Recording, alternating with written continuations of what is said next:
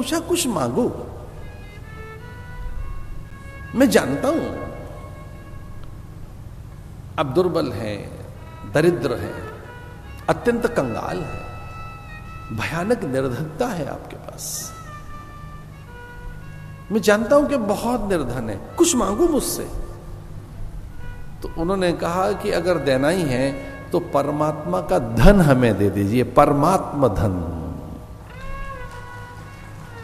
वो धन हमें दे दीजिए। चूंकि हमको भी समाधि आती है, पति पत्नी ने कहा हमको भी समाधि आती है, हमने देख लिया कई जन्मों तक हमें धन नहीं मिलेगा। ये भाग्य हम समझ गए, प्रारब्ध को हम पढ़ चुके हैं, हमारे प्रारब्ध में इस जीवन में धन नहीं लिखा है, कहीं दूर दूर तक कोई द्रव्य नहीं लिखा है। लेकिन हमको एक आहट लगी है कि हमारे भाग्य में परमात्मा की कृपा लिखी है, भगवान का अनुग्रह लिखा है, उससे वंचित नहीं है हम।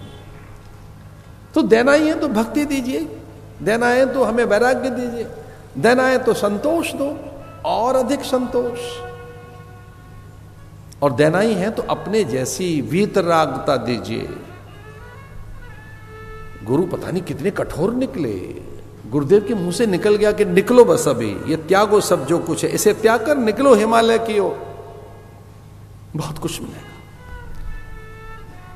गुरु की आज्ञा मानकर निकल पड़े, कुछ था ही नहीं त्यागने के लिए, पर जो कुछ भी रहा होगा उसे त्याग कर, कुछ था ही नहीं। झोंपड़ी जैसी कि वो तनिक पवन का प्रहार आए झोंपड़ी पर तो तन के तिनके बिखर जाए, कि झोंपड़ी खो गई है, कि घर ही खो गया है। आगे बढ़े वो, एक दो दिन तक चलते रहे, फिर दूसरे तीसरे चौथे दिन कुछ एक घटना घट गई। पत्नी थोड़ी सी थक गई थी, दुर्बल काया थोड़ी पीछे रह गई 100-200 कदम। तो उसने देखा कि पति को छुपा रहे हैं, जो कभी ऐसा उन्होंने नहीं किया।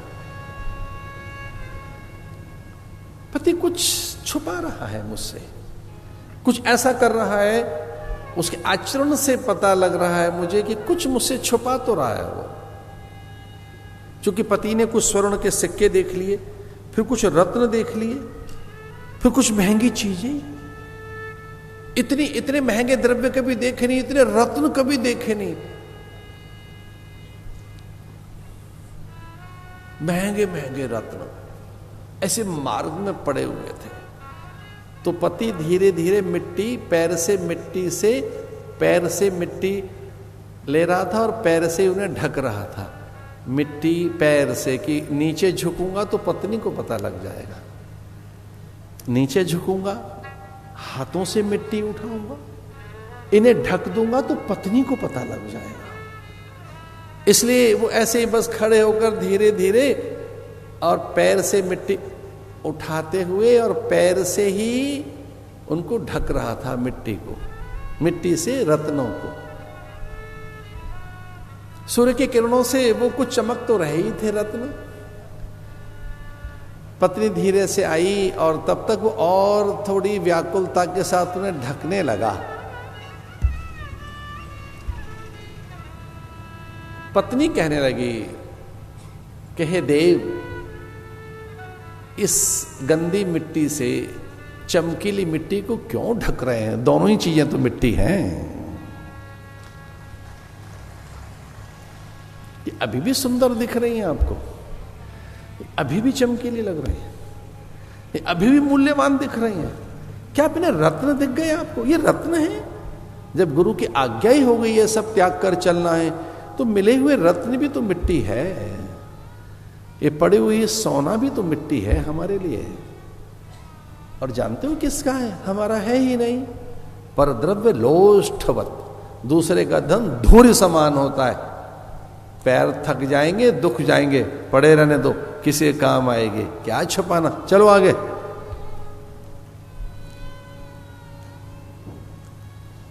पर द्रव्य लोष्ठवत, ऐसा जो सोचते थे वो कौन लोग थे? जो ऐसा सोचते हैं वो कौन है? मैं बहुत विश्वास के साथ कह रहा हूं, ऐसा केवल भारतीय सोच सकता है और कोई नहीं। अन्य तो परकीय आए और हमारी सुंदर वस्तुएं देखकर हमारी सीमाओं पर आधिपत्य रखा उन्होंने। वो तो यहां स्वतंत्रता के बिगुल बजे, रणभेरियां बजी, न जाने कितने हुतात्मा, कितने बलिदानियों ने भारत माता को की बेड़ियां खोली। भारत एक भूखंड नहीं है, भारत केवल एक जमीन का टुकड़ा नहीं है। भारत संस्कृत भाषा है, संस्कृति है, संस्कार है, विचार है, परंपरा है, मूल्य है, यहां की गाथाएं भारत है। कोई मुझसे पूछे भारत क्या है? जहां भागवत है वो भारत है, जहां चार धाम है वो भारत है, जहां ज्योतिर्लिंग है वो भारत है, जहां सन्यास आश्रम है वो भारत है, जहां माथे पर बिंदिया, मांग में संदूर, हरे कांच की चूड़ियां, चुटकी और वेणी बंधन, फूल या गजरा लगाकर जो ऐसे हाथ जोड़कर पति के साथ यज्ञ में आहुति दे रही है, ऐसे दंपति जहां रहते हैं उस देश का नाम भारत है।